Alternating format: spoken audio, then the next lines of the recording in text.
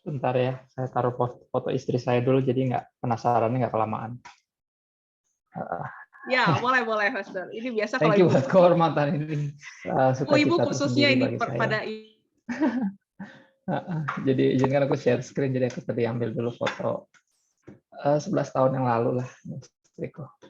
Namanya Lovelia, Noveliani Chandra Dinata. Best thing that could ever happen to my life. Kedua setelah Tuhan Yesus. Ya, dan thank you banget buat kehormatannya aku bisa ada di sini, bisa memberikan satu Tuhan dan dapat satu tema yang krusial, penting, ya, tema sangat penting. Apakah Tuhan bisa dipercaya? Karena jujur sebenarnya jawabannya kalau diputar juga udah beres sih. Kita udah bisa bubar secepatnya gitu ya. Kalau Tuhan nggak bisa dipercaya, terus siapa lagi yang bisa dipercaya gitu sebenarnya pertanyaannya. Ya kalau Tuhan aja nggak bisa dipercaya, ya gimana yang lain kan? Yang lain pasti lebih tidak terpercaya lagi lebih daripada Tuhan. Dan izinkan aku bagikan apa yang aku siapin. Ada beberapa hal yang mesti kita ketahui dan percaya sungguh-sungguh. Sebelum masuk ke sana, kita baca dulu. Bisa masing-masing buka di tempatnya masing-masing. Yohanes 14. Yohanes 14 ayat 1 sampai 14. Aku nggak siapin di slide PowerPoint-nya.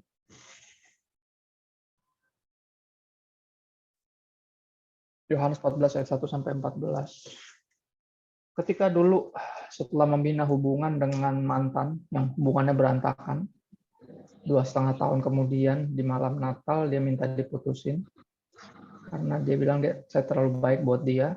Didapati berapa bulan kemudian saya tahu ternyata dia selingkuhin saya. Ya, dan ketika diputusin di malam Natal itu terpukul sekali dan ngerasa jahat. Saya pikir saya salah apa gitu, walaupun salahnya banyak. Ya, bukan salah yang sedikit, dosa saya juga banyak. Saya pelayanan tapi dosa juga jalan terus dan nggak bisa dibilang benar juga hidupnya.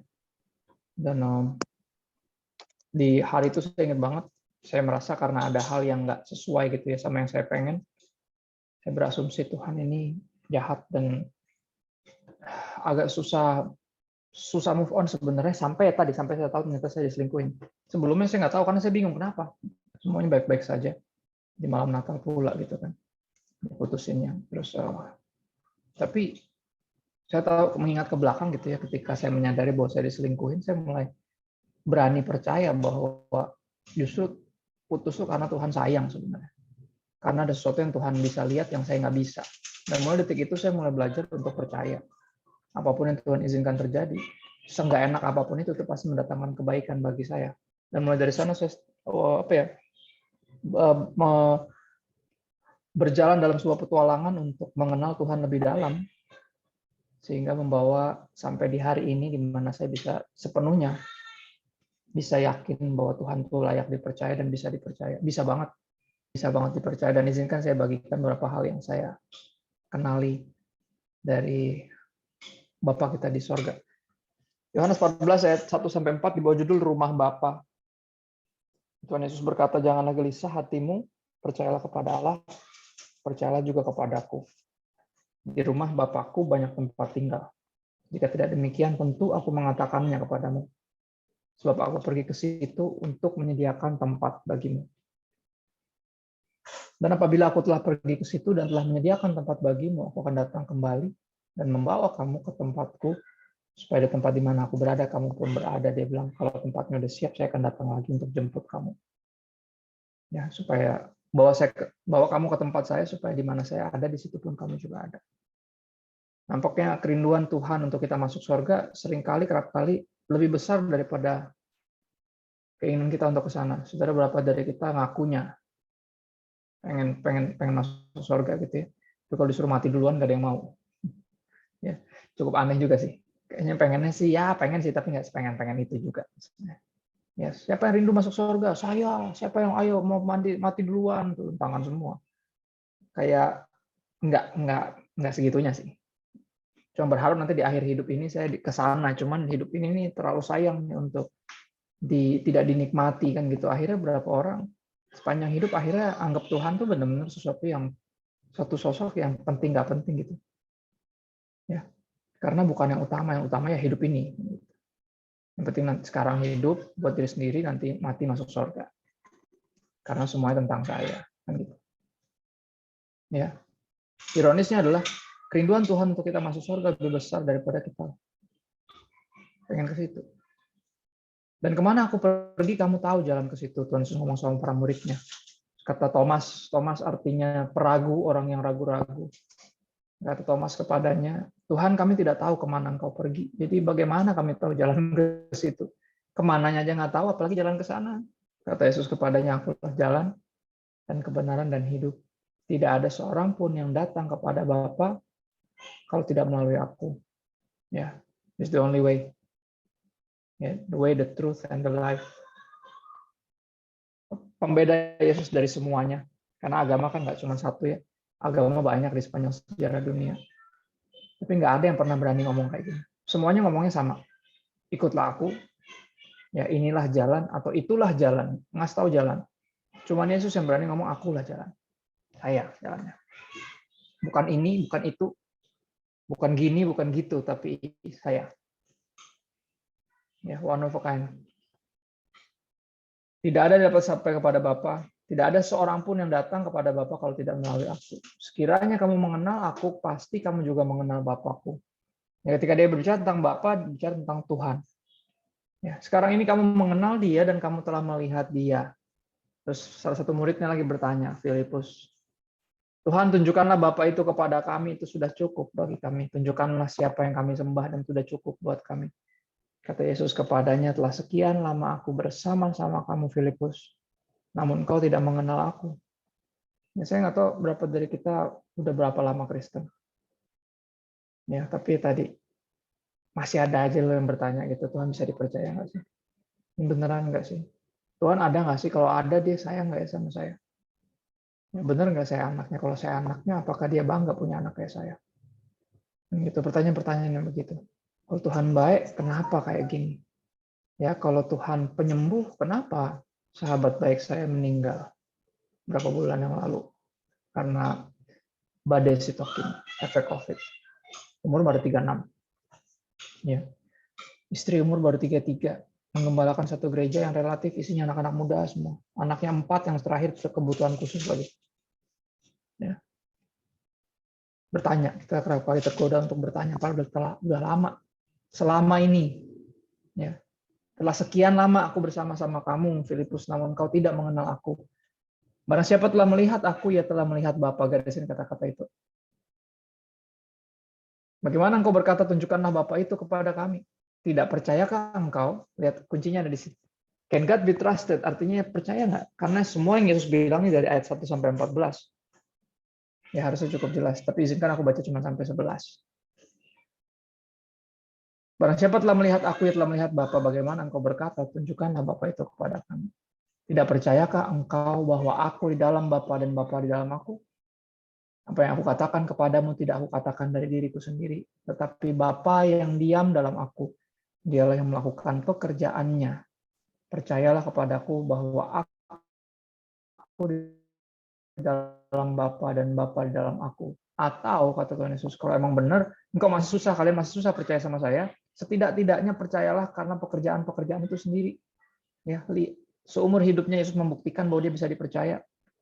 Semua yang dia bilang jadi kenyataan. Termasuk apa? Bongkar bait Allah ini, 3 hari akan saya bangun kembali. Dia bangkit dari kematian. Bangkitnya dari kematian menyatakan kepada kita bahwa apapun yang dia bilang pasti jadi kenyataan. Ya, bukan sesuatu yang bisa diakal-akalin. Di luar itu banyak, masih ada mujizatnya yang dia kerjakan, ajaran-ajaran yang luar biasa, jalan di atas air, ya kan, apalagi ubah air jadi anggur. Apalagi banyak hal yang bisa. Tapi apa utamanya karena kebangkitan dari kematian. Rasul Paulus bilang gini, kalau Yesus cuma sekedar mati, kayak semua pendiri agama yang lain, nggak usah dia. Tapi dia bangkit dari kematian. Dia doang yang tidak berakhir di kubur. Kenapa? Karena dia tidak berawal di rahim. Kehidupan Yesus nggak dimulai di rahim Maria. Pada mulanya Allah. In the beginning God, dan pada mulanya Allah berfirman. Jadilah Yesus adalah firman Tuhan menjadi manusia. Dia udah ada sejak mulanya. Dia nggak mulai di rahim, makanya nggak berakhir di kubur. Ya, those who start in the womb will end up on the tomb. Siapa yang berawal di rahim akan berakhir di kubur. Yesus nggak pernah awal di situ. Ya, dia justru tanpa awal karena dia yang awal. Dia itu yang pertama. Tuhan sendiri. Maka dia bilang aku dan Bapa itu satu. Ya. Walaupun masih belum bisa percaya sama saya, apa yang saya bilang, apa yang saya lakukan, coba deh, at least percaya sama apa yang saya kerjakan deh. Ya. Apapun yang Yesus kerjakan adalah bukti nyata bahwa dia layak dipercaya. Sampai ada orang yang udah mati 4 hari dikeluarin, dipanggil keluar. Dan banyak banget yang habis itu percaya. Tapi habis itu ya manusia begitu. Yang paling susah percaya sebenarnya manusia.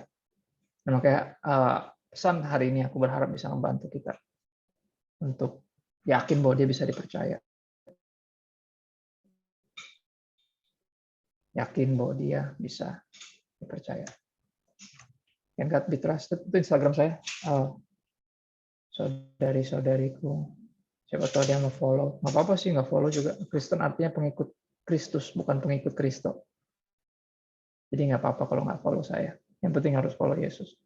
Ya. Ada satu buku bagus yang nulis perempuan. Namanya Jackie Hill Perry. Saya lagi cari buku ini baru keluar. Judulnya Lebih Kudus Darimu. How God's Holiness Helps Us Trust Him. Bagaimana kekudusan Tuhan membantu kita untuk percaya kepadanya. Keren. Yang nulis salah satu pengkhotbah perempuan favorit saya. Saya hampir nggak pernah favorit pengkhotbah perempuan. Yang saya favoritin nenek saya, penginjil almarhum, mama saya, ya, dan ini nih satunya Jackie Hill Perry. Tentunya istri saya lah ya. Istri saya sih saya fans beratnya. Dari dia masih ngajar sekolah minggu sampai dia udah ngajar para wanita. Sekarang udah bulan ke 7, 8. Grup Telegramnya hampir 400 orang. Gile. Hebat ya. Bisa kuat banget ngadepin grup segitu banyak. Saya cowok-cowok isinya 18 orang aja udah keblinger deh. Ini 400 orang tuh kayak gimana gitu. Kelewat dikit obrolannya manjatnya capek ya. Tapi itulah dia. Wanita punya kekuatan yang pria tidak punya. Saudara salah satunya itu. Buku ini bagus banget. Dan dia bilang gini, satu quotes yang saya pegang banget, ini jadi sebuah perenungan yang dahsyat banget. Dia bilang gini, if God is holy, kalau Tuhan itu kudus, then he cannot sin. Kalau Tuhan itu kudus, artinya dia tidak bisa berdosa. Kalau dia tidak bisa berdosa, artinya dia tidak mungkin ngejahatin kamu. Ya, ngejahatin kita. Kalau dia tidak mungkin ngejahatin kita, bukankah itu membuat dia harusnya jadi pribadi yang paling bisa dipercaya? Saya ulang. Ya, if God is holy, then he cannot sin. If God cannot sin, then he cannot sin against you.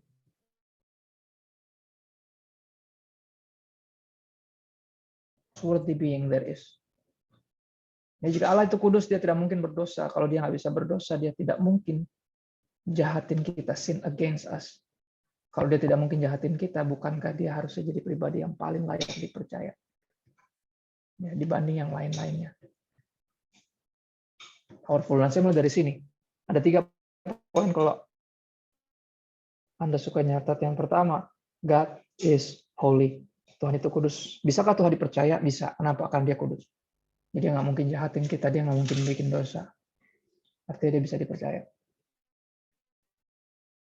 Ya. Ayub 42 mulai ayat 2, saya ambil ayat 5 aja. Ayub, kalau saudara baca kisahnya dari pasal 1 sampai 42, sebuah kisah yang membangunkan, kalau kata anak zaman now, membangunkan saudara. Ya, orang yang saleh, baik, taat beribadah, cinta Tuhan, pekerja keras. Tapi di proses segitu dahsyat, saya sampai bingung, ini orang salah apa ya? Ya, secara sederhana kita selalu berpikir kalau kita baik sama Tuhan, harusnya hidup ini nggak kayak begitu, nggak serese ini gitu ya. Nggak mungkin hal-hal yang nggak enak diizinkan kepada orang-orang yang baik, tapi kenyataannya tidak seperti itu. Ya, apalagi dalam kisah Ayub. Kisah Ayub sampai teman-temannya yang para sarjana teologi itu berusaha cari tahu, Ayub lu ada salah apa sih?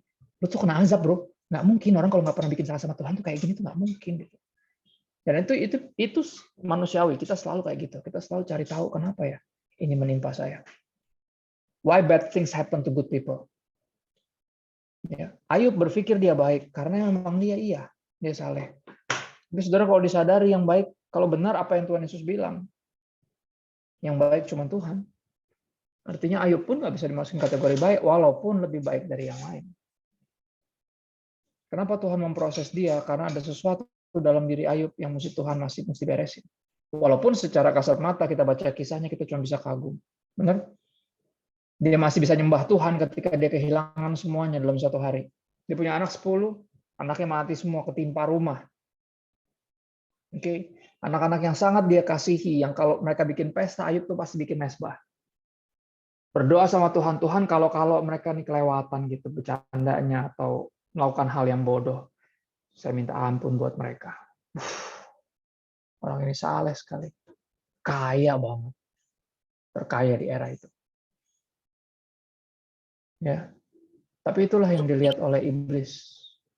Iblis ngelihat dia bahwa ya iyalah, dia nyembah kamu. Iblis ngomong gitu sama Tuhan, lu bikin dia kaya.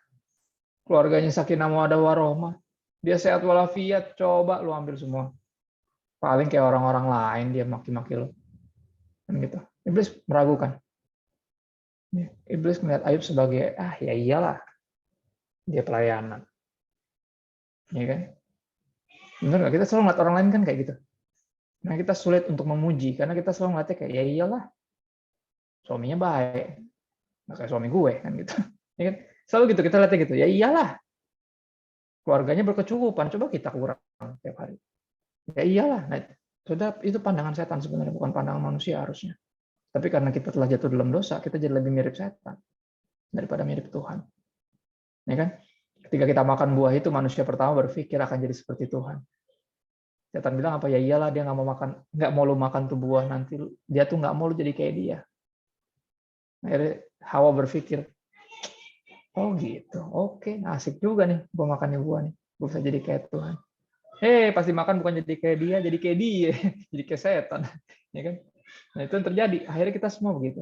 Makanya kecenderungan satanik tuh ada dalam diri kita. Kita kalau ngeliat orang tuh cenderung ngiri sama sirik. Ya iyalah, ya iyalah. Hampir sama kayak setan. Dan Tuhan dengan berani bilang apa? Enggak, anak gue yang ini beda. Ya udah sekarang gue angkat semua perlindungan itu. Pagarnya gue angkat. Lu bebas ngapain aja, tapi jangan ambil nyawanya karena itu milik saya. Ayub milik saya, kata Tuhan. Dan Tuhan izinkan itu pagar perlindungan yang tidak terlihat. Saudara, secara spiritual kita ini dipagari sama Tuhan. Jadi walaupun tangannya nggak kelihatan menolong kita, atau kayaknya pelukannya nggak terlihat melindungi kita, dia tetap melindungi kita. Ya, banyak lubang yang dia tutup sebenarnya, kalau nggak kita terperosok di dalamnya. Nah, kita harus bersyukur. Berapa banyak orang yang jarang bersyukur ketika berhasil mendarat, naik pesawat, tapi ketika ada pesawat jatuh langsung semuanya maki-maki Tuhan. Selalu ada yang satu salah aja di dunia ini, Tuhan langsung disalahin. Padahal kalau ada yang benar, jarang bersyukur sama Tuhan. Manusia. Dan akhirnya benar itu yang terjadi. Ya Ayub kehilangan semua anaknya, mati semua, tertimpa rumah. Mereka lagi pesta di satu rumah. Mereka tuh tiap hari pesta, keliling. Satu di rumah ini, ntar besok di rumah Koko, besok lagi 2 hari lagi di rumah Cici. Pindah-pindah semua, tiap hari pesta. Kaya banget soalnya. Ya, Sultan mah bebas, apalagi anak-anaknya, benar. Pesta terus. Ada ketiban rumah dalam satu hari. Mati semua, 10. Orang datang bilang sama Ayub, ya salah satu hambanya bilang, meninggal semua Pak. Wah, dia nangis. Dia nangis dan belum selesai dia sedih. Tiba-tiba dari ladang datang. Dia bilang bahwa semuanya terbakar. Ladang yang dia punya. Hilang semua satu hari. Wah, makin uring-uringan. Belum lagi selesai, tiba-tiba datang lagi dari peternakan dan bilang semuanya lepas. Kambing dombanya lepas semua. Terhalau sudah nggak ada lagi. Dan akhirnya dia duduk, dia robek bajunya di dalam abu, dan datang istri, dan dia menyembah Tuhan, memutuskan untuk menyembah Tuhan. Saya kagum. Di pasal 2 kita bisa jemput itu. Baca kisahnya, nih orang luar biasa. Bener yang Tuhan bilang. Ya, malah istrinya aslinya keluar ya. Istrinya aslinya keluar. Aku yakin istri Ayub bukan sembarang perempuan ya. Orang yang saleh pasti minimal nyari yang soleha ya. Nggak mungkin nyari yang sembarang-sembarang ya. Dia pasti ketua, kalau udah ada wanita bijak era itu, mungkin dia ketuanya tuh. Istri Ayub. Ya dong, orang paling saleh di era itu. Minimal kalau dia di GBI, dia ketua WBI-nya lah. Istri Ayub tuh, wanita Bethel Indonesia. Ya, happy birthday GBI by the way. Kemarin ulang tahun. Saya di Sinode GBI gereja kita. Dan aslinya keluar, tapi Ada uang, abang disayang, nggak ada uang, abang ditendang, aslinya keluar. Ayub pasti kaget dan terpukul banget. Setelah semuanya hilang, tinggal ada istrinya yang harusnya jadi support system buat dia. Istrinya bilang gini kayak, hah? Lu masih mau nyembah Tuhan juga, Yuk? Ya ampun. Gini aja deh, ya udah lu nyembah Tuhan terus mati aja gimana? Waduh, pahitnya kayak apa, saudara? Yang harusnya dalam tanda kutip bahasa dunianya itu belahan jiwa ya. Support system utama, helper, penolong, penopang. Wah, malah ngancurin. Dia pasti terpukul banget. Dia nggak tahu istrinya aslinya itu begitu. Ini biasanya orang aslinya ketahuan ketika semua lagi nggak baik-baik saja. Ya kan? Ketika badai menghajar, banjir menghajar, baru ketahuan dasarnya Kristus dan firman-Nya atau pasir. Ya, batu atau pasir. Biasanya baru ketahuan. Terus kata-kata Ayub ini menyinggung saya, saudara, walaupun saya bukan istri Ayub ya. Pas dia bilang gini, bicaramu seperti perempuan gila. Apakah kita hanya bersyukur kepada Tuhan ketika semuanya baik-baik saja? Tapi ketika ada yang nggak enak yang Tuhan izinkan terjadi, kita memaki Tuhan. Jauh seperti perempuan gila. Dan saya langsung tersinggung. Kenapa? Karena itu saya. Saya baru bisa bersyukur dan pelayanan semangat ketika semua baik-baik saja. Pas udah mulai nggak enak, saya mulai meragukan Tuhan. Jadi sebuah pembelajaran bagi saya. Melalui semua prosesnya ini yang menarik. Ya, di ayat 2 dari Ayub 42, saudara-saudara bisa di Alkitab Anda, izinkan saya membacakannya. Ayub bilang ini, aku tahu bahwa engkau sanggup melakukan segala sesuatu, dan tidak ada rencanamu yang gagal. Ayub ngomong sama Tuhan. Akhirnya melalui semua prosesnya dia ngerti. Tadi dia nggak terima, saudara, sampai di level, dia nggak terima, Tuhan kalau saya cuma lahir untuk menderita kehilangan, sakit. Buat apa saya lahir? Dia sempat berpikir demikian. Ketika hidup memproses dengan sangat dahsyat, terlalu keras. Kalau saya jadi Ayub, mungkin saya nggak kuat kayak gitu. Ya, sampai di level itu, tapi apa Tuhan tetap mau mengerjakan sesuatu, mau beresin sesuatu dalam diri Ayub. Yang saya yakin pasti namanya self-righteousness. Merasa benar sendiri. Sangat wajar untuk Ayub self-righteous because he is righteous. Tapi dibanding Tuhan tentunya nggak sebanding ya. Kalaupun kita kudus, saudara 100%. Tuhan itu kudus 300%. Makanya apa? Suci, suci, suci. Ya. Holy, holy, holy. Pangkat 3. Nggak tersaingi Tuhan itu. Dan jujur nggak ada dari kita yang 100%. Bener nggak? Nggak ada. Belum ada yang nyampe sih. Ya, kalaupun udah berhasil dalam semua kesalehan agamawi, pasti ada satu rasa yang nggak bisa menyingkir, namanya kesombongan. Bener? Kita berpikir gue. Gitu. Kita lihat orang lain. Puji Tuhan ya, saya nggak kayak dia. Gitu. Ingat ya? 2 orang datang ke bait Allah, satunya Farisi ahli Taurat, satunya pemungut cukai. Ahli Taurat berdoa berdiri menengadah ke langit dan bilang, Tuhan thank you ya, gue nggak kayak dia. Gue puasa Senin Kemis, perpuluhan, saat teduh tiap hari, pelayanan, nggak kayak dia. Buset, ngeri. Ya, dalam semua keberhasilan kita, kesalehan kita pun ada kesombongan yang kita tidak bisa hindari. Kesombongan yang buat malaikat dibuang dari surga. Ya, makanya ada sesuatu yang mesti diproses sama Tuhan. Kan Ayub pasti berpikir dia self-righteous, dia berpikir dia benar. Dan akhirnya dikorek itu, jadi beresin. Di pasal terakhir, Ayub bilang gitu. Akhirnya dia terima, iya. Ternyata saya masih begini. Ya, saya masih berpikir saya bisa jadi Tuhan yang lebih baik dari Tuhan. Aku tahu bahwa engkau sanggup melakukan segala sesuatu atau berhak melakukan segala sesuatu, bahasa asing bilang gitu.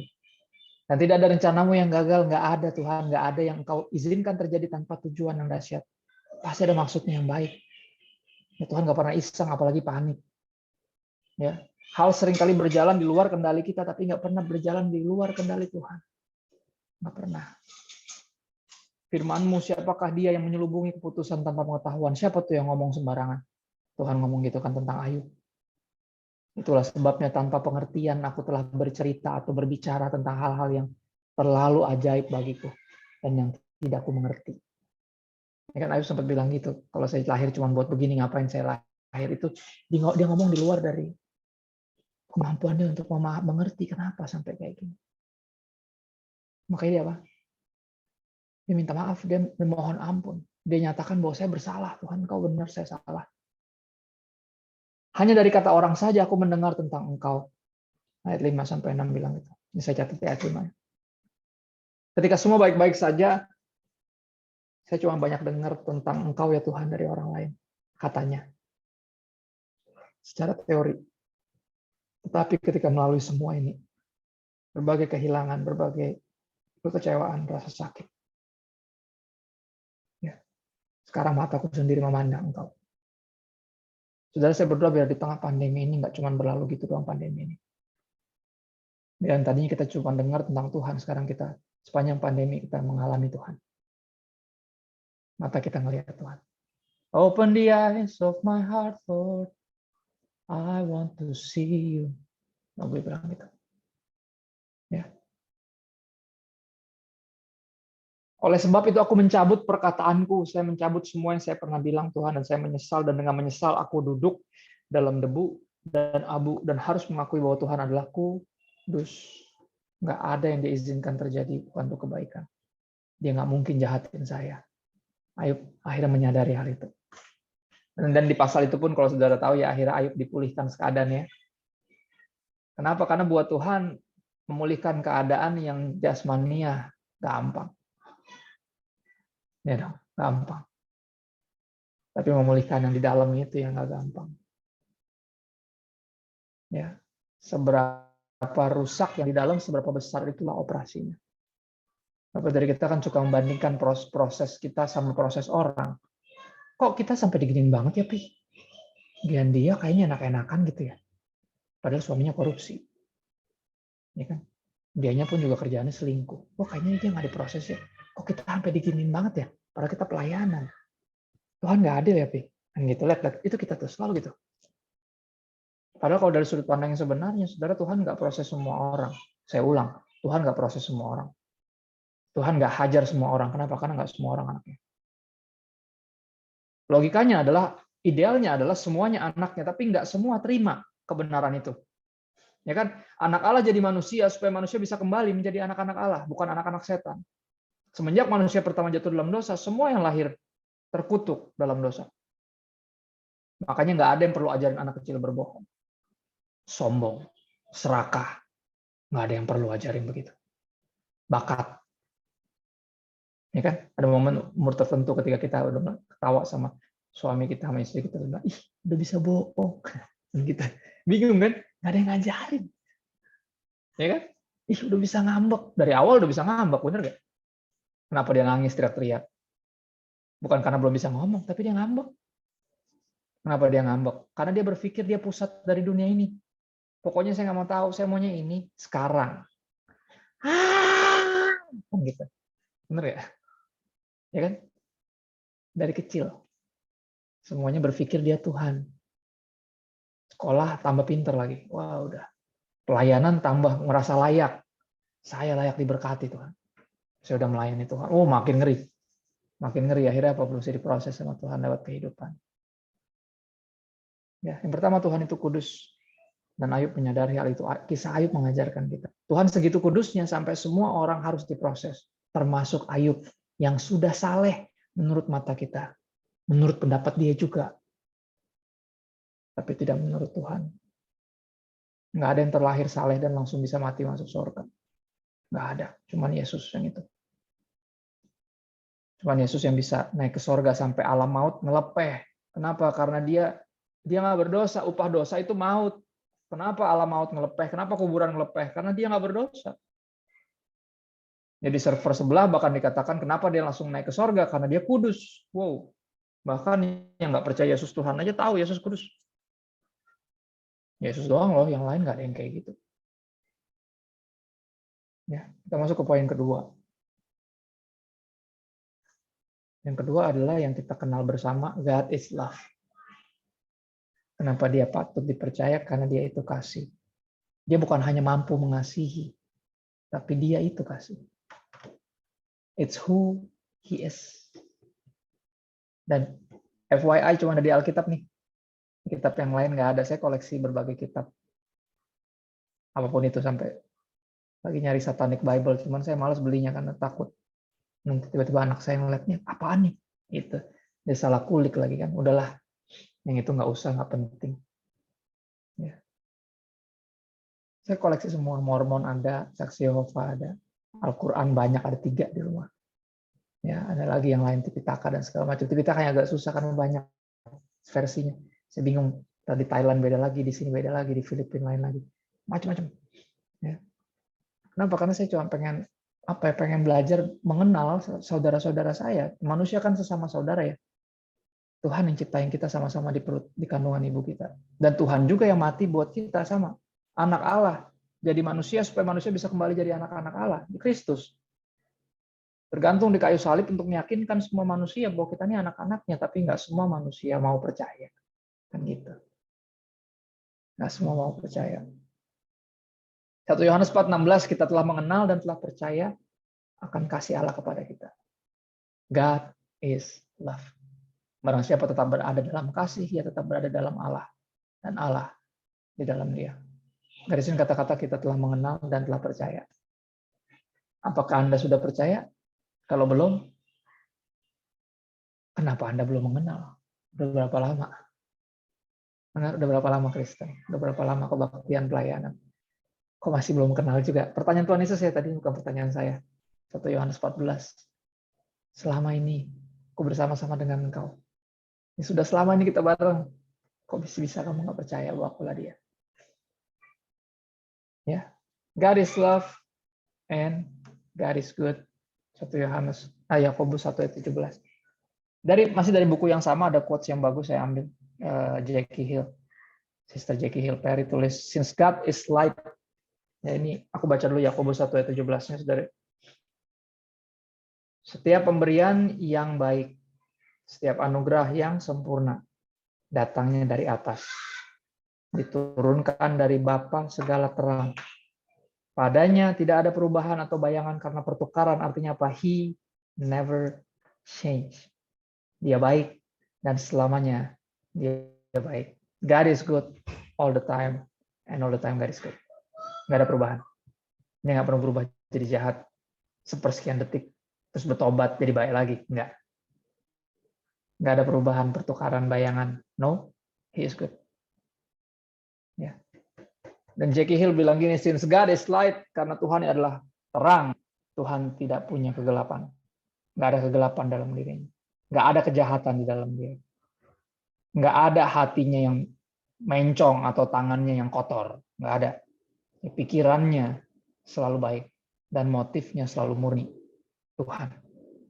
Apapun yang kau perbuat, tak ada maksud jahat. Lagu itu. Bagus. Lagu itu penting buat ngingetin kita. Tuhan nggak mungkin merencanakan kejahatan. Walaupun yang diizinkan terjadi, rasanya nggak selalu enak.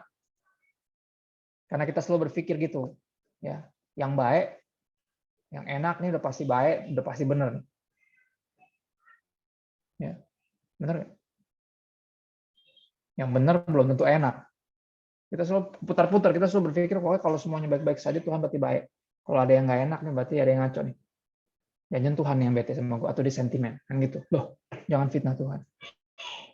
Enggak. Tuhan itu baik, God is good all the time, and all the time God is good. Ya, ayat 2 ayat ini at least ngingetin kita poin kedua, yaitu Tuhan itu kasih. Karena dia adalah kasih, makanya dia itu baik. Ada beberapa orang yang agnostik atau bahkan ateis berargumen, dia bilang gini, kalau saya sulit dari kecil sebenarnya Kristen, cuman sampai di umur tertentu dia mulai meragukan kebaikan karena dia ngeliat, oh ada neraka, ngeri banget nih.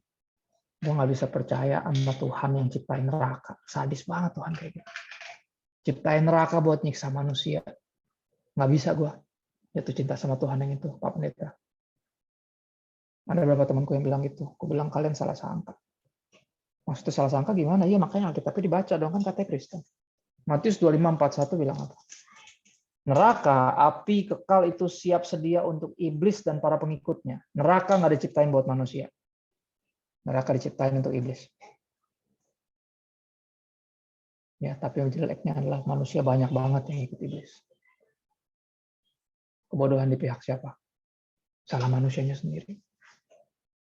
Yohanes 14 on the other hand tadi kita baca, yang diciptain buat kita malah apa? Yang dipersiapkan buat kita adalah apa? Sorga. Rumah Bapa yang disiapin buat kita. Tapi ketika Yesus bilang, akulah jalan, kebenaran, dan hidup, nggak ada yang sampai kepada Bapa kalau tidak melalui aku, masih banyak yang nggak mau percaya. Ironis ya. Giliran setan dipercaya, Tuhan nggak dipercaya.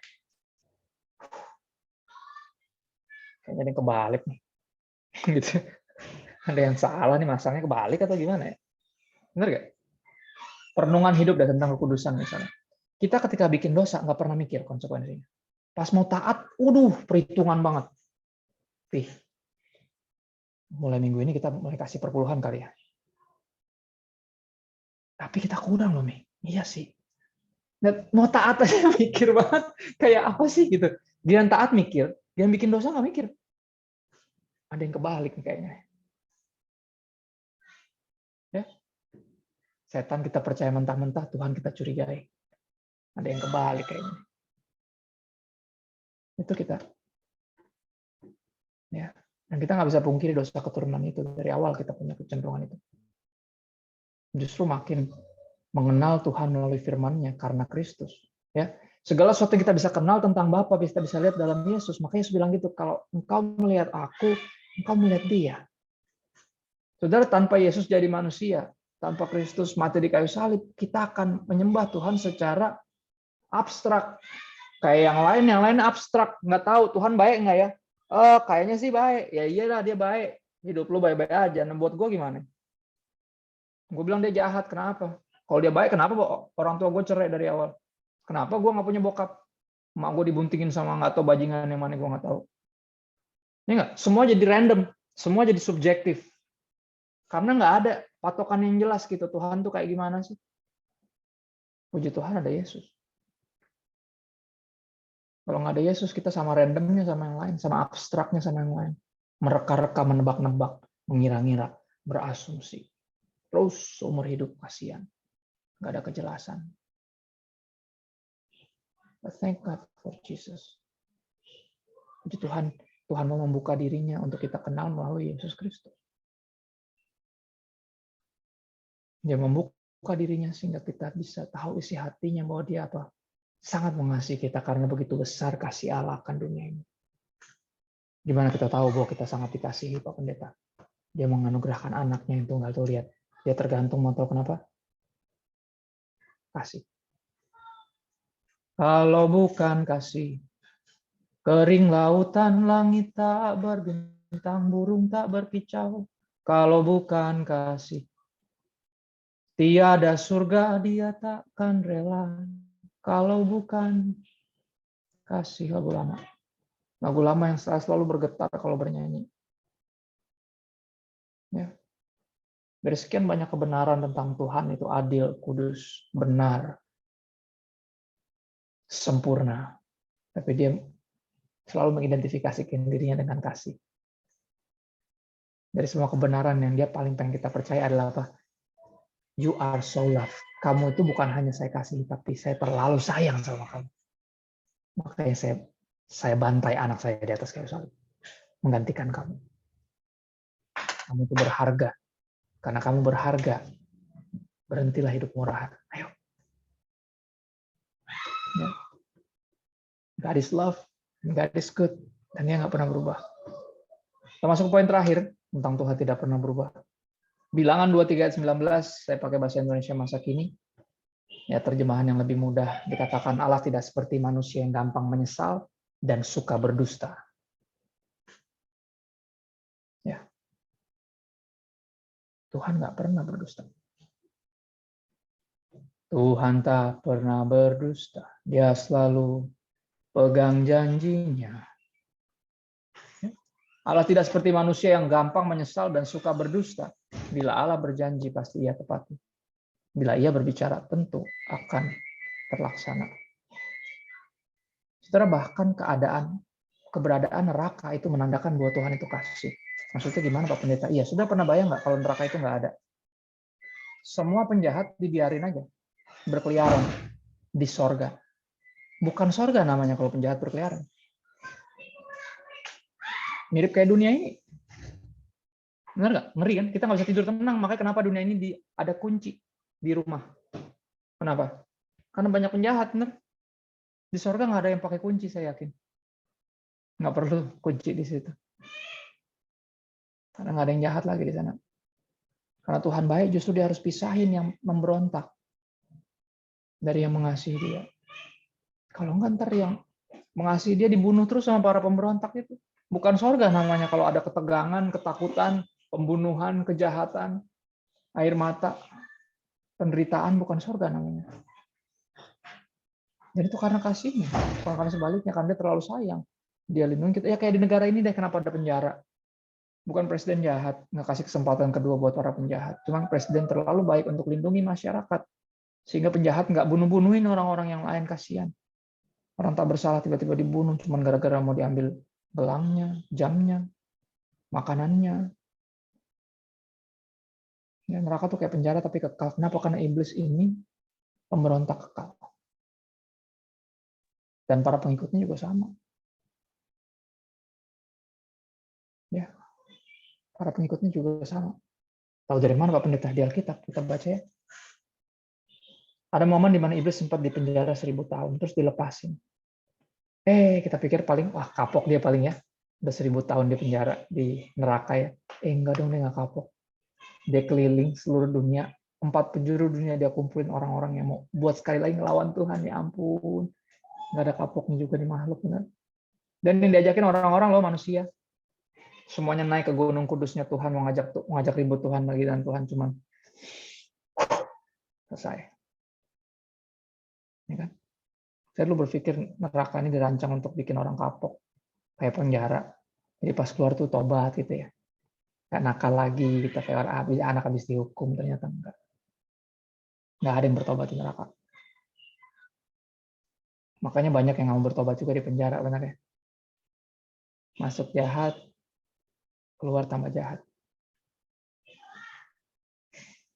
Dan bayangin kalau nggak ada neraka. Ngeri banget surga. Ya kan ada beberapa orang tertentu yang berpikir dia bisa membunuh demi nama Tuhan. Dan dia bakal masuk surga. Saudara, kalau surga isinya teroris, saya mending di dunia ini deh. Takut saya. Benar, tiba-tiba lagi makan. Gimana lo? Brar, itu meledak, kan nggak lucu kan? Di surga. Tegang juga dong. Ya kan? Bahkan teman saya yang satu server sama mereka yang bom bunuh diri itu bilang apa? Kalau dia masuk surga, bro, gue nggak mau masuk surga. Takut gue. Iya juga ya, saya bilang. Itu dia yang ngomong, bukan saya. Saya sampai kaget. Kalau saya ngomong jadi penghujatan, benar nggak? Bisa kena pasal. Dia yang ngomong. Dia bilang kalau yang kayak gini bom bunuh diri, teroris masuk, bro, gue aja nggak masuk surga. Asli, gue mending di sini deh. Sama lu gitu. Walaupun kita nggak sepaham, berantem mulu, debat terus. Saya mending gitu daripada ntar tiba-tiba lagi nyantai-nyantai di surga ada yang bom bunuh diri. Takut gue kalau isinya teroris surga tuh, kata dia. Akhirnya saya bawa ke perenungan, iya juga ya. Neraka justru tanda bahwa Tuhan tuh sayang. Dia ngelindungin anak-anaknya dari yang bukan anak-anaknya yang terus memberontak, yang ikutin setan. Ya. Jackie Hill tulis bagus lagi di buku itu. When there is storm, believe God. Ketika ada badai, percayalah kepada Tuhan. When there is stillness, ketika ada keteduhan, ketenangan, percaya Tuhan. He is too holy to deceive. Dia itu terlalu kudus untuk menipu.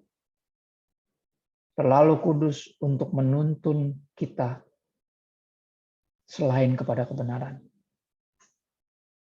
Too holy to lead you anywhere but to truth. Saudara, sekali lagi, dia akan izinkan apapun terjadi untuk bawa kita kepada kebenaran. Karena hanya dengan mengenal kebenaran kita bisa dimerdekakan. Kalau enggak terus terbelenggu. Dan aku berdoa apa yang aku bagikan nih berat, tapi ini penting. Kenapa? Karena hidup ini berat, saudara. Hidup berat nggak bisa dikasih khotbah yang ringan-ringan. Nggak kena. Ini kayak orang udah gede dikasih makanan anak kecil, nggak kenyang. Ya. Hidup itu udah susah, Pak Pendeta. Khotbah itu jangan yang susah-susah dong. Lah, karena hidup susah, Bu. Khotbahnya mesti susah. Biar kepake buat hidup yang susah. Nah dong. Hidup susah, khotbahnya malah gampang. Akhirnya dia pikir hidup gampang, pakai khotbah tadi, ya nggak pakai khotbahnya, Pak. Nah, makanya. Ya.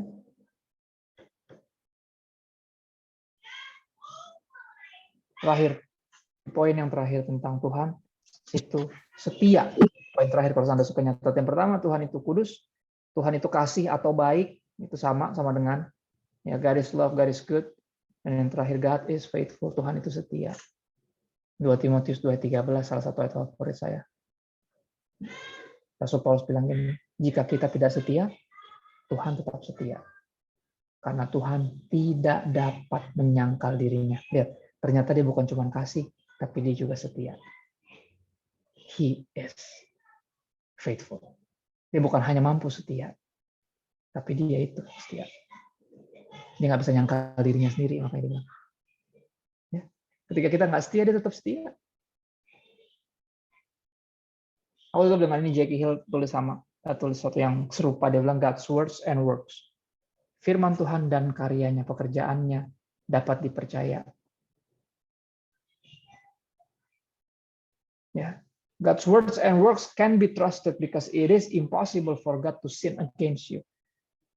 Firman Tuhan dan pekerjaannya, apapun yang dia lakukan, dia izinkan terjadi, dapat dipercaya karena mustahil bagi Tuhan untuk berdosa terhadap kita, untuk jahatin kita.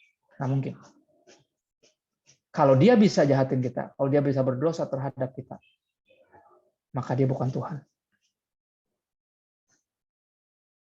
Ya. If he could sin against you, he would not be God. Kalau dia jahatin kita, artinya dia sangkal dirinya sendiri. Tapi artinya dalam level apa ketika ada yang nggak enak terjadi, bukan Tuhan jahatin kita. Terus dia lagi nyelamatin kita dari sesuatu. Ya, proses membawa kita kepada kekudusan. Kenapa? Karena tanpa kekudusan nggak ada yang bisa melihat Tuhan. Dan ini yang saya bagiin, saudara. 3 hal ini dapatkah Tuhan dipercaya? Jelas. Kenapa? Karena Tuhan kudus. Tuhan itu kasih, dia itu baik. Dan terakhir dia itu setia. Dia nggak akan bisa menyangkali dirinya sendiri. Itu sih paling aku rindu bagikan. Dan thank you buat waktunya.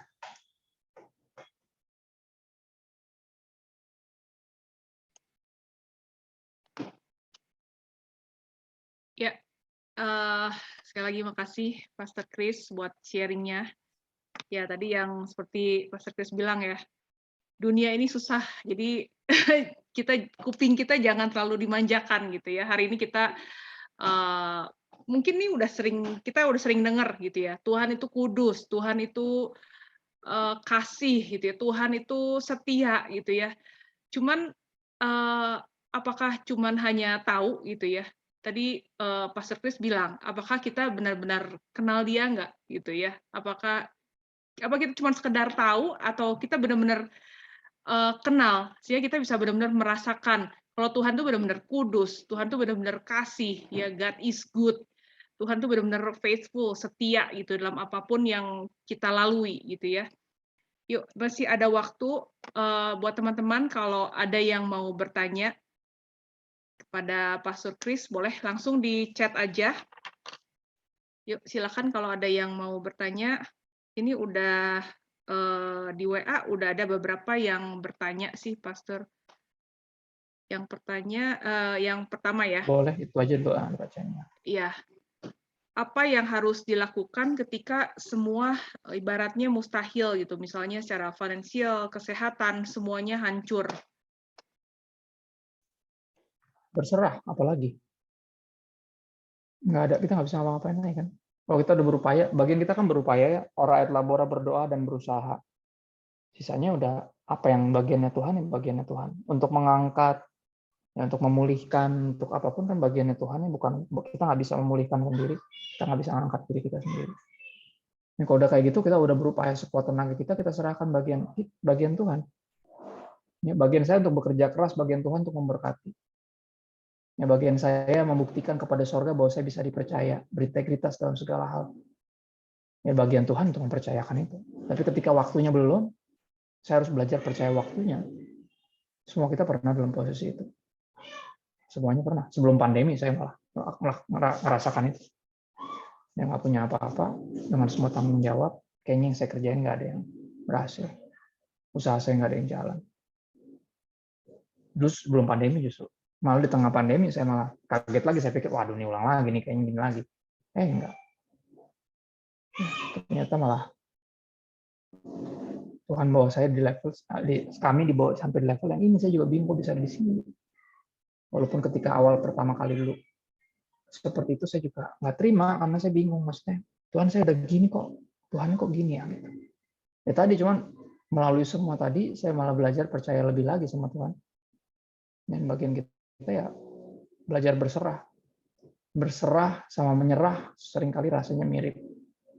Cuman kalau berserah itu kita berserah kepada sesuatu, satu pribadi yang kita tahu layak diandalkan. Maka kita berserah. Kalau menyerah kita cuman akhirnya mau nggak mau terima kita tuh tidak sekuat pribadi itu. Jadi menyerah tuh lebih kayak, maka orang nyerah sama keadaan biasanya. Tapi berserah kan hanya bisa sama Tuhan ya. Berserah sama siapa lagi? Pasrah gitu beda lagi. Kalau pasrah bukan. Ya pasrah beda sama berserah. Berserah itu ada satu sosok yang kita percaya lebih powerful dari kita.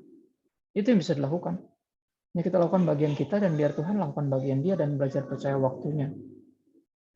Ya waktunya Tuhan. Nggak gampang. Setuju, saya juga ngalamin, semua kita ngalamin. Ya kayak gini deh pandemi. Memangnya gampang. Kapan beresnya? Nggak tahu. Ini kan usaha nggak ada yang jalan. Semuanya belum bisa pulih, hancur-hancuran. Ya kemana-mana juga masih menakutkan. Belajar apa? Berserah. Justru sekarang waktunya, kalau lagi nggak tahu mau ngapain, nggak bisa ngapa-ngapain, ya waktu yang ada, ya ayo. Kita kejar ketertinggalan kalau gitu. Ya kan? Kita baca Alkitab juga belum kelar kan? Dulu kan sibuk. Sekarang nggak ngapa-ngapain, ayo. Ya malah download Netflix. Ya kan? Malah nambah-nambahin kerjaan. Bener nggak? Ayolah. Kalau kemarin nggak sempet, sekarang bikin. Yang bisa dilakukan, gitu loh. Ya sekarang urusin keluarga, kemarin kan sibuk. Ya coba kejar, anak sekolah udah sampai mana. Jangan dilempar terus, bener ya?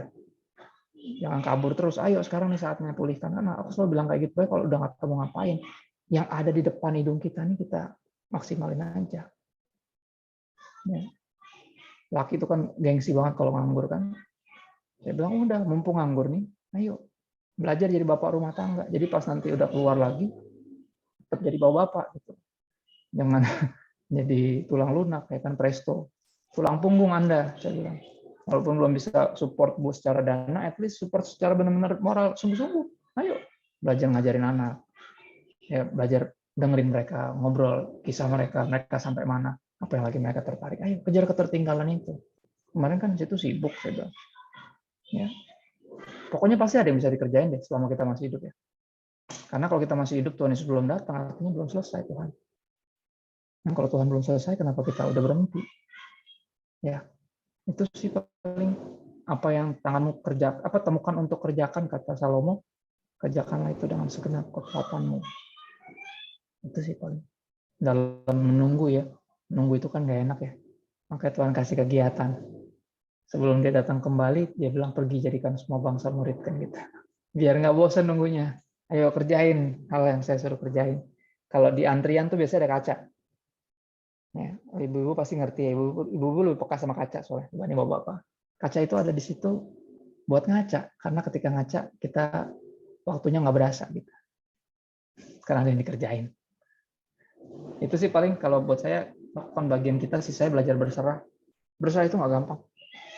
Kita cenderung turun tangan soalnya tipenya. Jadi kalau disuruh angkat tangan tuh susah gitu, kayak aduh kayak anak-anak rata-rata sekolah di rumah kan ya. Anak saya soal masih SD kelas 5. Untuk saya mulai lepasin dia sendiri tuh susah. Padahal sebenarnya harus, kalau enggak bentar lagi SMP kan gawat. Ini kan kameranya ada 2 nanti. Pas lagi ulangan, bener ya. Nyalain lagi suaranya. Kan gitu. Pengen dilepas tapi kayak aduh jangan gitu aja. Kayak ngerti kan? Akhirnya lepas tangan, turun tangan. Jadi gitu loh. Kita tuh kurang berani untuk angkat tangan. Tapi kalau kita dengar kebenaran tadi dan percaya bahwa Tuhan itu bisa dipercaya, kita angkat tangannya lebih berani. Ya kan? Ketika kita angkat tangan, biasanya Tuhan turun tangan. Soalnya itu sih yang saya tahu ya, dan saya alami juga, dan saya harap bisa helpful. Yes, luar biasa ya. Jadi berserah ya, artinya kita percaya penuh ya, Pastor ya, nggak setengah-setengah, tapi percaya penuh dan lakukan bagian kita dengan yang terbaik, gitu ya. Nanti sisanya bagian Tuhan ya kita percayakan pada Tuhan. Karena dia tuh luar biasa ya. Tadi 3 poin yang kita udah belajar juga ya. He is a amazing God. Ada pertanyaan lain? Nah ini ini menarik juga sih. Bagaimana membedakan seperti Ayub ya, karena mungkin saat kita ngalamin itu, kita berpikir apa ini dari Tuhan, atau hasil akibat dari apa yang kita lakukan, atau kutuk, atau yang lainnya gitu. Kalau kita dalam Kristus, nggak mungkin kutuk. Karena darah Yesus sudah mematahkan semua, termasuk kutuk. Apakah itu konsekuensi dari kebodohan kita sendiri? Bisa jadi. Tapi kalau kita anak Tuhan yang sungguh-sungguh mengasihi Tuhan, hidup dalam kesalehan, kekudusan yang benar-benar ya, penggambarannya selalu kayak Ayub. Ya, saya akan percaya untuk bisa melihat bahwa gini, saya lagi dibanggain sama Tuhan di hadapan iblis dan malaikat-malaikat Tuhan. Keren ya, kita kan pengen dibanggakan di hadapan manusia ya. Kita kan selalu pengennya kayak gitu. Padahal Tuhan lagi banggain kita. Lihat nih, dia bilang sama setan, lihat anakku yang ini. Beda yang ini. Di hadapan para malaikatnya. Ini anak saya nih. Keren ya. Dan aku harus belajar percaya karena sulit ketika lagi susah gitu. Kita selalu nyari-nyari ya. Saya salah apa ya Tuhan? Dan gitu. Bayangin jadi Ayub, dia juga bingung. Salah apa saya? Nggak ada. Dia sampai bilang sama teman-temannya, ya elah, nggak ada. Lu tanya Tuhan deh, gue nggak bikin dosa. Tanya Tuhan. Gitu. Dan ternyata emang Tuhan beresin self-righteousnya di dalam diri dia. Ya, karena kita ini semua itu forgiven. Pada akhirnya kita itu diampuni. Semua kita pasti punya salah. Ya, dan itu yang Tuhan mau proses, yang Ayub nggak bisa lihat, tapi Tuhan kan bisa lihat ya. Jadi belajar percaya aja ini tuh pasti mendatangkan kebaikan. Ada sesuatu dalam diri saya yang Tuhan mau beresin, yang cuma Dia doang yang bisa lihat. Nah, gitu. Itu sih, itu belajar termasuk ke percaya juga ya, Bu ya. Percaya bahwa ini pasti mendatangkan kebaikan ya apa yang diizinkan gitu. Itu sih kita nggak perlu differentiate karena kalaupun kita tahu juga malah jadi kesel gitu. Ini kan mending kita percaya aja udah. Yang penting saya udah bertobat, saya melakukan yang benar, entah ini konsekuensi dari kesalahan saya di masa lalu atau ini proses seperti Ayub, dua-duanya mendatangkan kebaikan buat saya. Ya, tujuannya adalah pengudusan. Itu sih paling. Ya, daripada stres-stres kita mikirin ya, Benar. ini kenapa, lebih baik kita Betul. lakukan bagian kita aja gitu ya. Dan ya seperti tadi yang Pastor Chris sharekan di awal ya, kehilangan seorang teman dekat gitu ya, nggak ngerti kenapa segala macam gitu ya. Mungkin di dalam kehidupan kita juga kayaknya kita nggak ya seperti Ayub aja gitu ya, nggak melakukan hal-hal yang ini, tapi ya kenapa gitu, banyak yang sering kita pertanyakan gitu ya. Tapi saya rasa semakin kita kenal dengan dia, kita punya hubungan dengan dia lebih dekat, kita akan makin ngerti kali ya. Ya mungkin Tuhan juga akan bukakan gitu. Mungkin Tuhan ya mau mengajarkan kita sesuatu, atau mungkin Tuhan ingin menunjukkan sesuatu, apapun itu ya, setiap case beda-beda ya. Cuman ya intinya ya semakin kita mendekat, semakin kita kenal, ya semakin pertanyaan itu semakin semakin sedikit gitu ya. Ngapain ngabisin waktu gitu ya untuk menanyakan hal-hal yang seperti itu ya. Dan benar apa yang lagu itu bilang ya, maksudnya saat ku tak melihat jalanmu, saat ku tak mengerti rencanamu, namun ku tetap pegang janjimu, pengharapanku hanya padamu, refnya bilang, hatiku percaya. Walaupun saya belum ngerti, saya belajar untuk percaya. Di dalam kekristenan, kenyataannya ada begini, saudari-saudariku. Ya, ada yang namanya pertama ini yang umum, kita ngerti dulu baru percaya. Dan yang kedua ini yang nggak umum, saya bilang supranatural. Yang natural, ngerti dulu baru percaya, itu natural. Ya dong, ngerti dulu nih, kenapa nih, kalau udah ngerti, baru percaya. Gitu. Nah, yang kedua, ada yang supranatural. Percaya dulu, baru ngerti. Ada.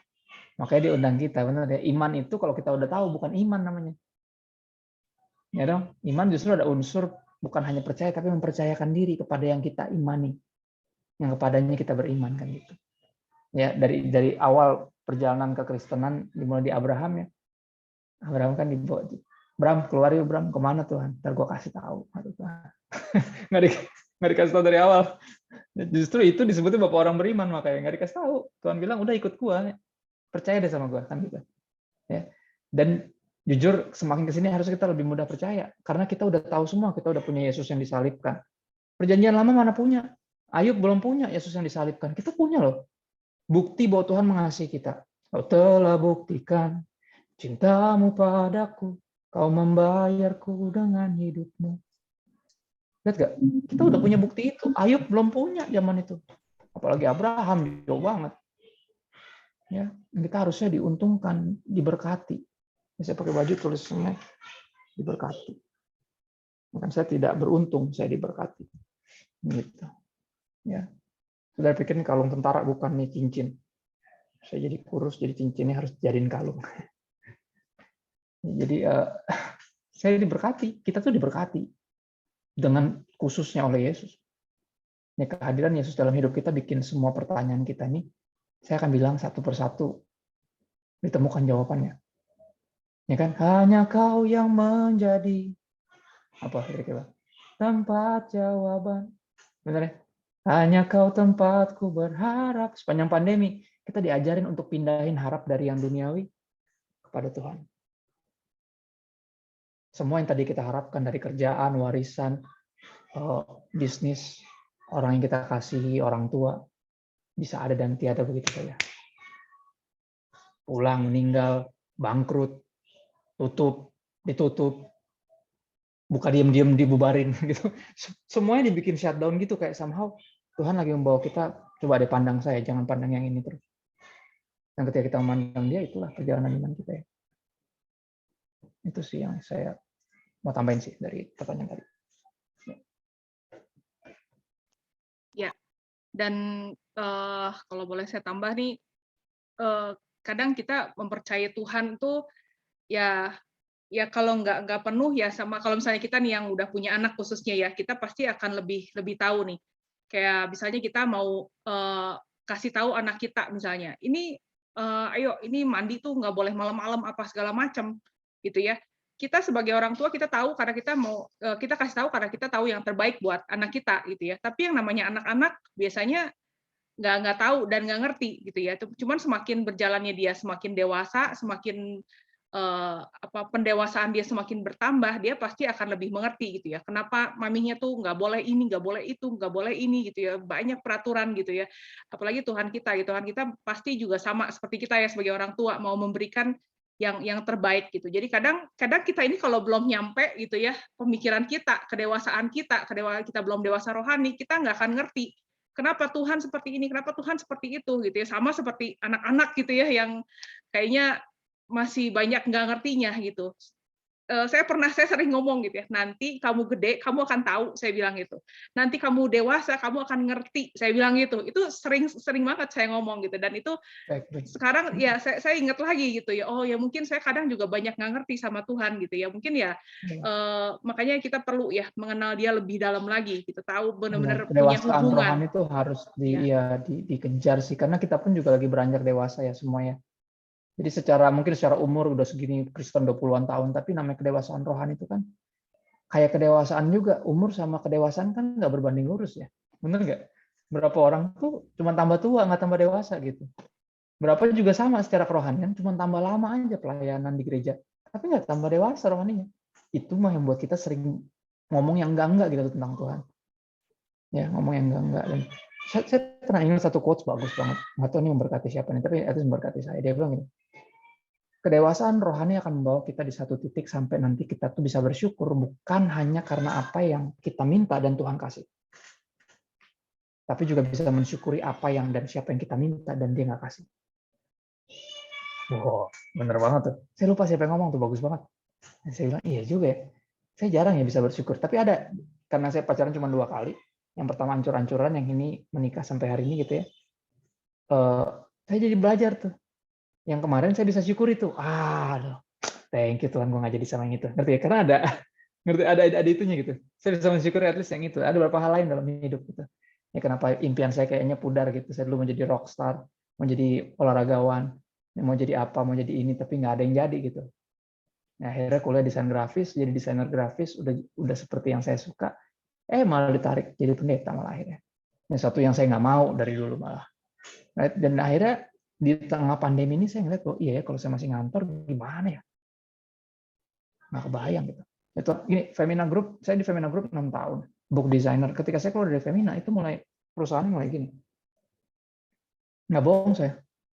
Habis itu langsung kayak kaget, saya juga kok bisa gini saya bilang. Nah sekarang udah nggak ada, udah kepecah 2, nggak bikin sendiri. Satu yang legendaris dari tahun 70-an, salah satu yang benar-benar saya bangga banget tuh kerja di situ. Isinya banyakkan perempuan ya. Jadi makanya saya kalau lagi kayak gini ingat di kantor gitu. Ya. Udah biasa di tengah-tengah para perempuan, dan amazing lihat bahwa Tuhan bawa saya sampai di sini, bisa di rumah gitu, nggak harus keluar. Dan bisa akhirnya ada anak-anak, bisa nemenin istri saya yang sebenarnya emang dari dulu nggak suka saya keluar sebenarnya. Dia tuh orangnya senangnya tuh bareng-bareng gitu. Dan saya bilang bisa sampai di sini aja udah karya Tuhan. Dalam banyak hal yang kayaknya dia bunuh, dia shutdown gitu pintunya sehingga pintunya cuma ini gitu. Dan akhirnya kita sampai sini. Dan itu yang kedewasaan rohani akan bawa kita ke sana. Tapi ya oleh anugerah Tuhan kita lagi beranjak dewasa semua. Jadi yang kayak gini-gini perlu banget untuk dibagikan, direnungkan gitu ya. Sehingga dari awal at least kita percaya sama dia, karena kedewasaan rohani sangat bergantung dari bukan the strength of our faith, but the object of our faith. Ya kan? The object of our faith yang akan membawa kita sampai kepada kesudahannya dengan setia. Bukan kekuatan iman kita lah. And that's for that we are grateful.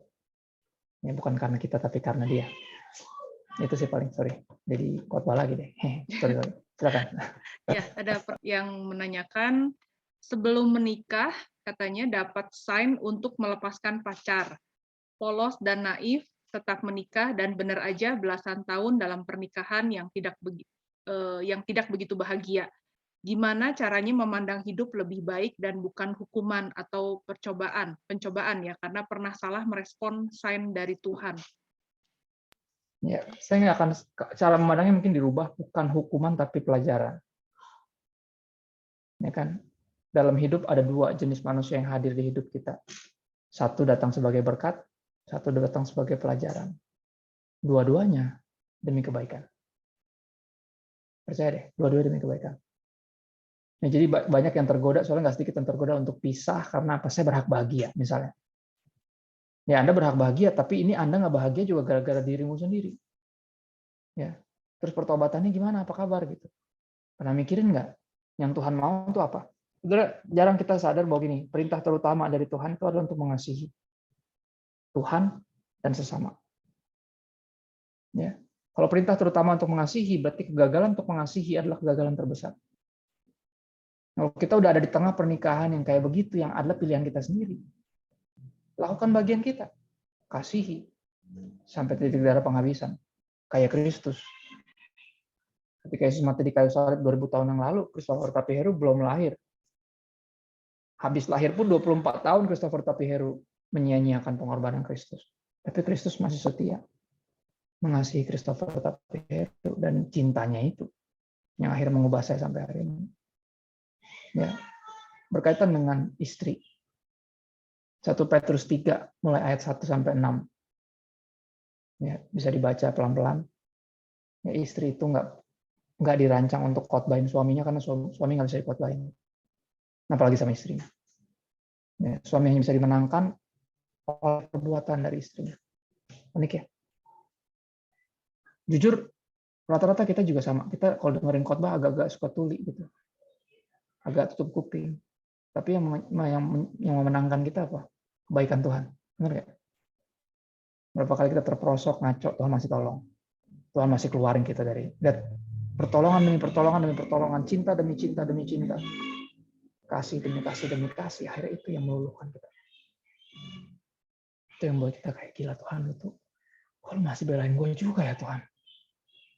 Dan itu caranya memang nggak enak ya.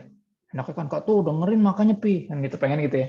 Pengennya kita kirim link-link khotbahnya siapa gitu, biar bukan gitu bentuknya. Tapi pada akhirnya emang kesalehan istri yang bisa memenangkan suami.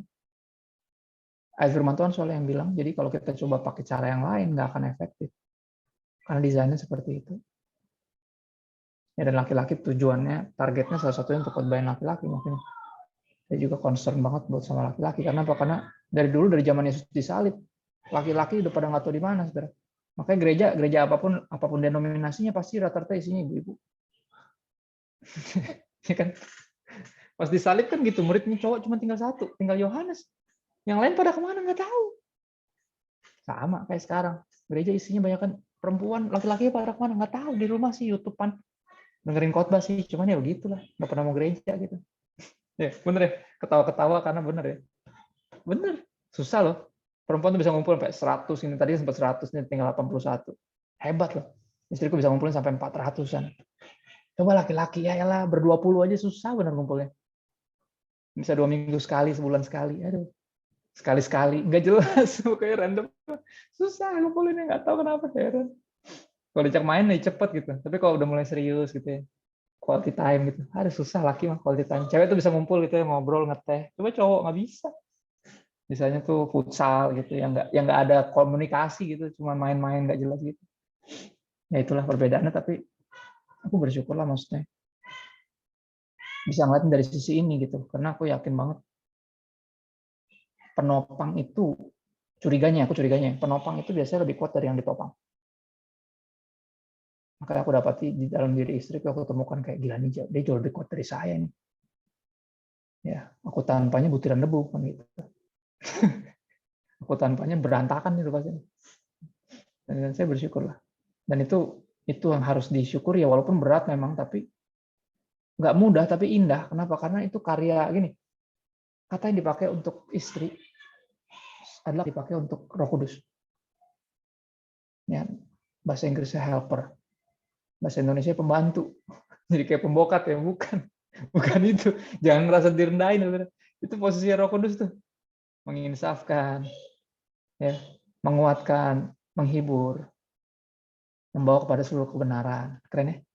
Dan itu yang disematkan untuk istri.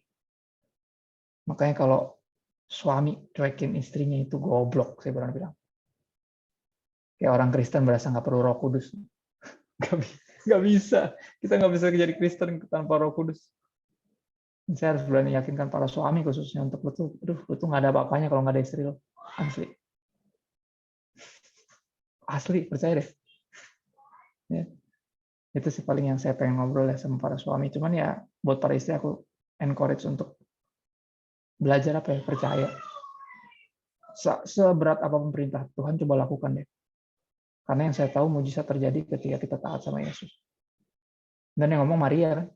Maria dari awal ketika dia mau hamil Yesus, dia bilang apa? Sungguhnya aku ini hamba Tuhan. Jadilah padaku seperti yang engkau firmankan. Satu. Ya. Terus dia lagi yang ngomong sama para di situ para pekerja, apapun yang dia bilang dia suruh lakukan. Maria lagi yang ngomong. Dua kali Maria bilang apa, intinya apa? Taat aja udah. Dan benar kan akhirnya air jadi anggur. Gara-gara itu. Gara-gara ketaatan. Dan ya bukan tanpa sebab ya, mujizat pertama Tuhan Yesus di pernikahannya. Karena sejatinya pernikahan itu yang paling butuh mujizat. Pendosa plus pendosa. Harusnya jadi apa? Jadi masalah lah, dua kali lebih parah ya, dua pendosa. Tapi gimana cara pendosa sama pendosa jadi makin tajam, makin kudus gitu. Kalau bukan mujizat namanya apa? Benar ya?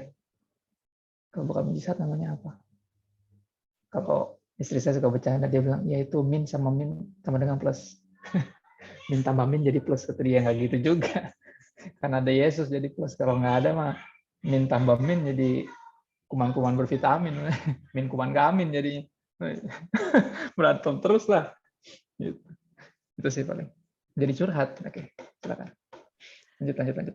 Iya. Ini serupa sih, saya juga pernah sih merasa bersalah gitu ya, karena mengambil keputusan yang salah. Bukan dalam pernikahan saya ya, saya sih bahagia banget dengan suami saya yang sekarang. Cuman pernah salah ngambil keputusan.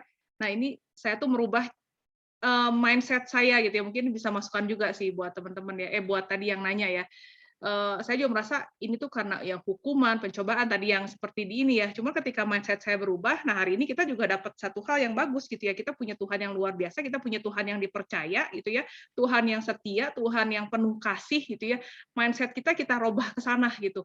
Ini percaya nggak percaya ya suatu hal yang buruk yang mungkin sekarang dalam keadaan yang tadi kan dibilang tidak bahagia gitu dalam pernikahan gitu ya. Ini nanti pelan-pelan tuh pasti akan berubah gitu ketika kita mulai merubah mindset kita gitu ya. Saya juga pernah dalam posisi seperti ini gitu. Saya mencoba daripada saya merasa bersalah terus buat apa gitu. Itu nggak menghasilkan suatu yang ini ya, lebih baik saya robah. Kita punya Tuhan yang luar biasa gitu. Kita punya Tuhan yang dipercaya ya. Ada satu pertanyaan yang ya ini sebagai pertanyaan terakhir kita juga ya karena udah jam 4 juga. saat dalam proses, bagaimana respon perasaan rendah diri, Pastor? Respon Rendah perasaan. diri itu maksudnya gimana ya? Mungkin saya entah tahu nggak tahu ya, tapi saya coba jawab pakai ayat ya mungkin. Langsung keinget ini sih, proses. Kalau proses itu saya langsung ingat, biasanya Ibrani 12. Saudara bisa buka ya. Saudara bisa buka di Ibrani 12. Ibrani 12 mulai ayat 5.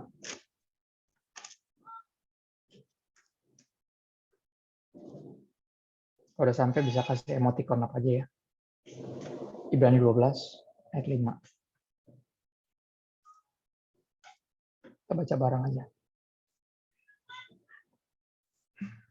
Oke, yuk.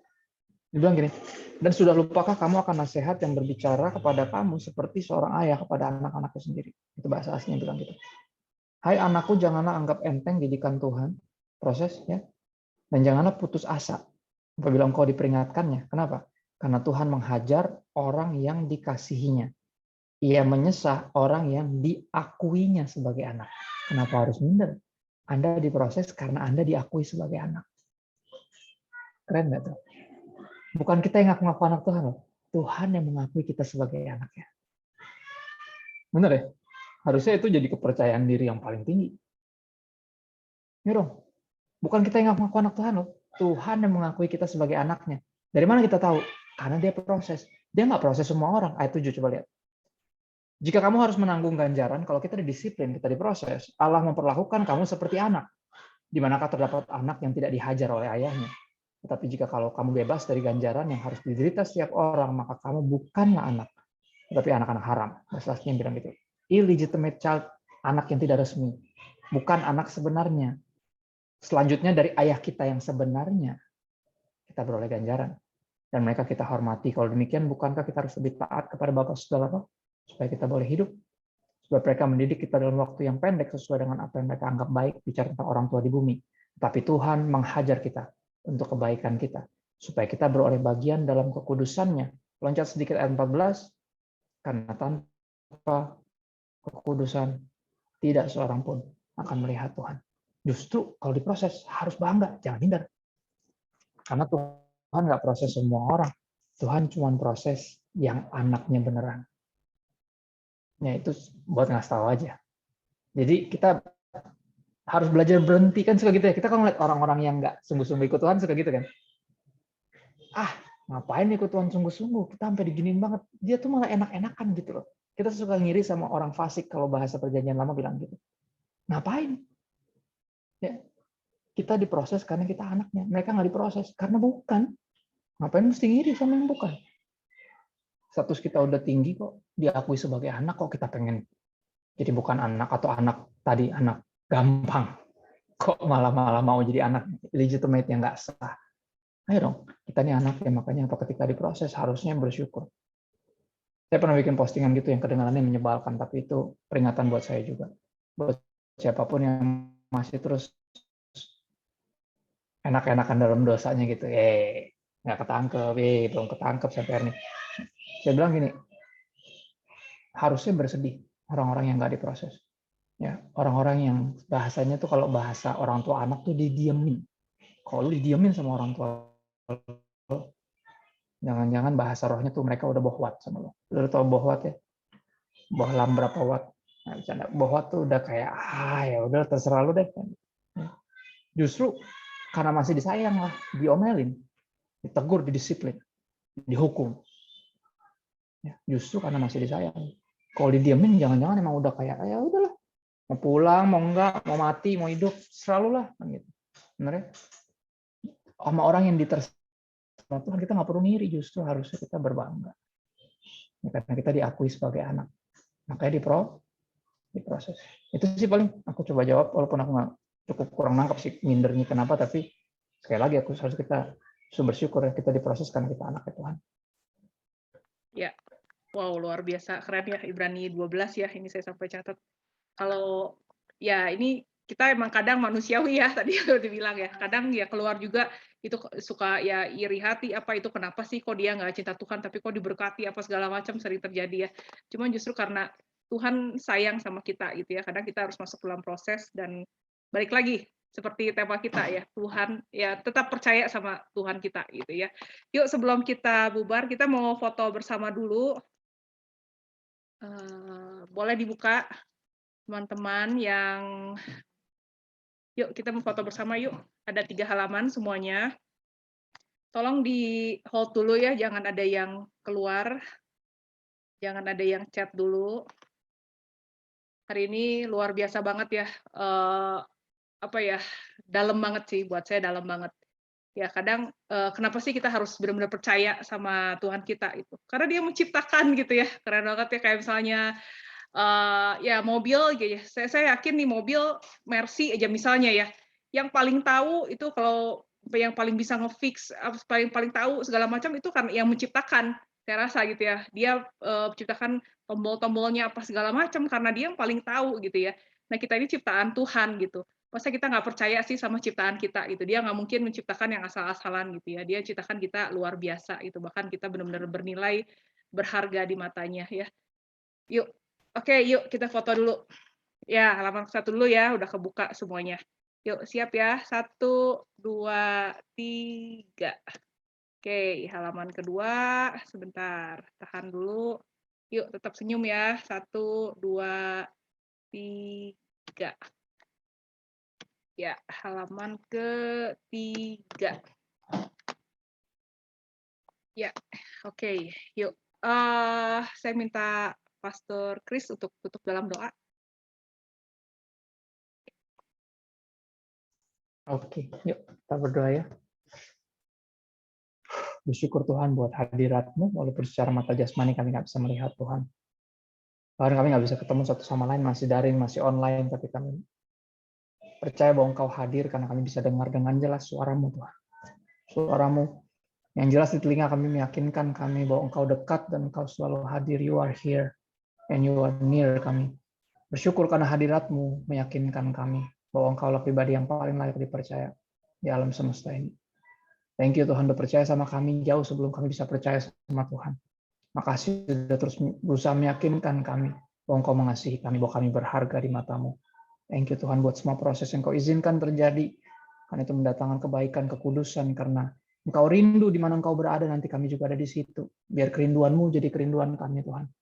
Ini kami Tuhan menyerahkan hidup kami. Jika kami masih belum percaya, jadi sungguh-sungguh percaya, makin percaya, tetap percaya. Dan lebih jauh lagi bisa dipercaya. Untuk banyak hal yang Kau mau percayakan dalam hidup ini bagi kami. Ini kami Tuhan menyerahkan hidup kami kepadamu. Menerima Yesus sebagai Tuhan dan Juru Selamat. Menyerahkan hidup kami untuk Tuhan pakai sepenuhnya bagi kemuliaan Tuhan dan sukacita kami. Roh Kudus bantu kami untuk menjadi pelaku firman, bukan hanya pendengar saja. Bantu kami untuk percaya sungguh-sungguh kepadamu. Ya Bapa, bukakan dirimu lebih lagi Bapa melalui firman-Mu. Dan biar Yesus selalu jadi panutan kami. Biar ketika kami mengenal Engkau melalui anak-Mu, melalui firman menjadi manusia. Firman yang kami baca.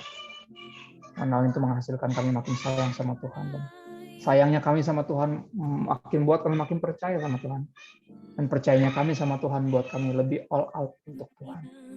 Makasih ya Bapak yang kami. Minta bantuan Roh Kudus kepada Bapak yang baik.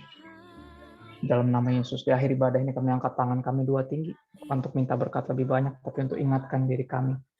Bahwa tangan ini telah menerima berkat terlalu banyak dari Tuhan. Kau sudah terlalu baik dalam hidup kami. Kami angkat tangan kami untuk ingatkan jiwa kami bahwa tujuan anak-anak Tuhan diberkati bukan untuk jadi kaya, melainkan untuk jadi berkat.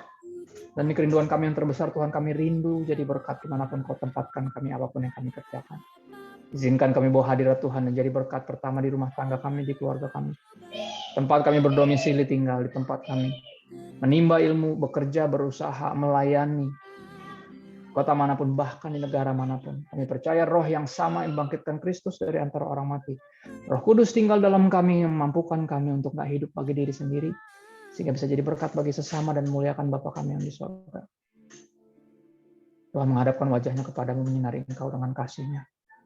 Biar kasih dari Allah Bapa yang dibuktikan dengan pengorbanan Sang Putra Yesus Kristus di kayu salib, serta persekutuan dengan Roh Kudus menyertai kita dari hari ini sampai Maranatha Yesus datang kembali untuk menjemput kita, membawa kita ke tempat yang Dia janjikan, Dia siapkan hanya untuk kita.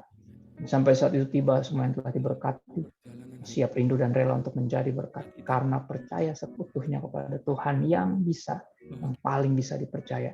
Dalam nama Yesus semuanya berkata, amin. Amin. Amin. Ya, sekali lagi thank you Pastor Chris buat sharing buat kita semua ya sore hari ini. Ya, thank you. Nah, buat semuanya, kita akan bertemu lagi 2 minggu ke depan. Ya, ajak teman-teman untuk sama-sama gabung di sini. Kita sama-sama bertumbuh ya. Sama-sama lebih dewasa lagi supaya kita lebih mengerti lagi gitu ya. Kenapa sih kita harus benar-benar trust in God gitu ya. Kenapa kita harus benar-benar jadi nggak banyak lagi pertanyaan-pertanyaan gitu ya, kita lebih yakin lagi gitu ya, yang seperti tadi di awal ya, yes, itu benar-benar yes gitu ya, I trust in you God ya, karena Tuhan itu kudus, Tuhan itu kasih, dan Tuhan itu setia sampai pada akhirnya. Amin ya. Thank you semuanya sekali lagi, sampai ketemu 2 minggu. Thank you Pastor. Thank you. God bless semua. God Stay bless. safe and healthy. Tetap God bersemangat. bless. Thank you buat Tetap semua. percaya. Thank you, Thank Pastor. you. Bye. Thank you.